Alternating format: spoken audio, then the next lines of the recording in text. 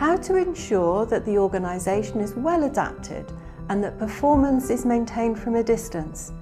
Here are a few excerpts from the course. A first excerpt on organising the modalities of telecommuting. The Sad, Mad, Glad tool is also designed to encourage the sharing of experience.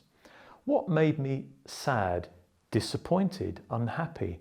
What made me mad? What irritated me? And what made me glad? What made me happy?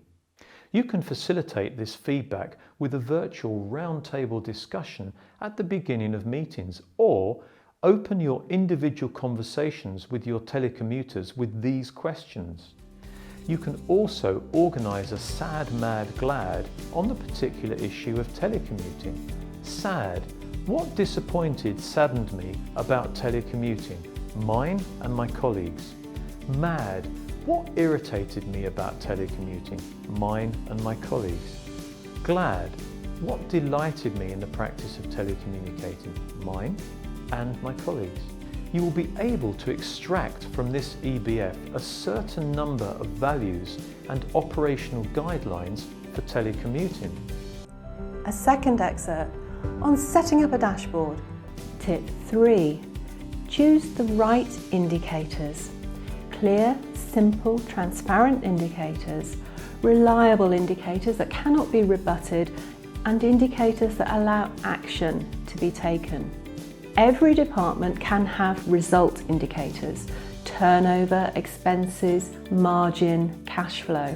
Activity indicators: numbers of days worked, numbers of files processed, numbers of campaigns launched, and product manufacturing time. Satisfaction indicators provided through satisfaction surveys or complaint registration.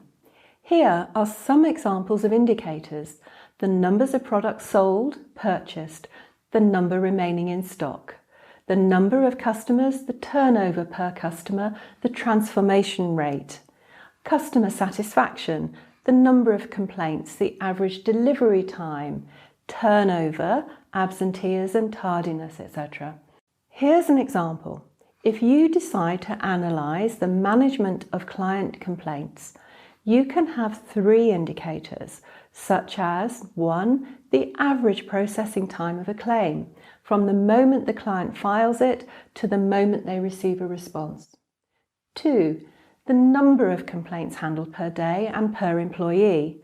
And 3. The client's satisfaction after the complaint. A third excerpt on managing the performance of telecommuters.